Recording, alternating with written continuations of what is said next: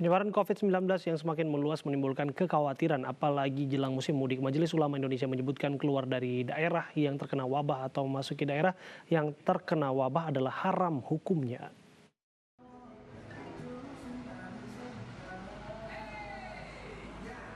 Masih banyaknya perantauan yang pulang ke kampung halaman di tengah pembatasan sosial berskala besar membuat Majelis Ulama Indonesia kembali mengingatkan tentang Fatwa nomor 14 tahun 2020 tentang penyelenggaraan ibadah dalam situasi terjadi wabah COVID-19.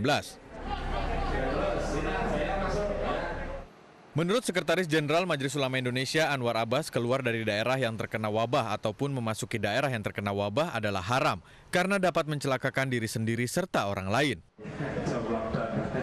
Sebelumnya pemerintah terus memberikan imbauan agar warga tidak mudik di tengah pandemi COVID-19.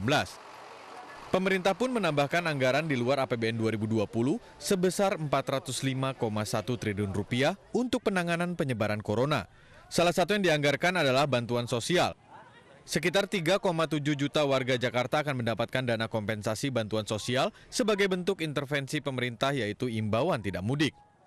Jika tetap harus mudik, Presiden meminta kepada RT dan RW untuk menetapkan status pemudik sebagai orang dalam pemantauan dan harus menjalani isolasi mandiri.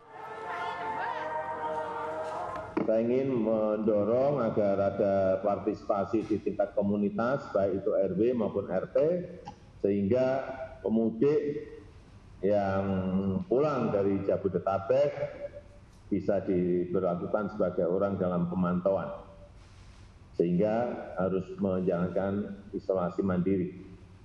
Selain itu, kemarin juga sudah saya sampaikan bahwa dana desa juga bisa digunakan untuk jaring pengaman sosial yang ada di desa. Hingga kini sejumlah wilayah telah menerapkan prosedur pemeriksaan kesehatan kepada setiap pemudik yang baru tiba di kampung halaman. Pemudik harus melapor ke posko untuk cek suhu dan penyemprotan disinfektan. Tim Liputan iNews melaporkan.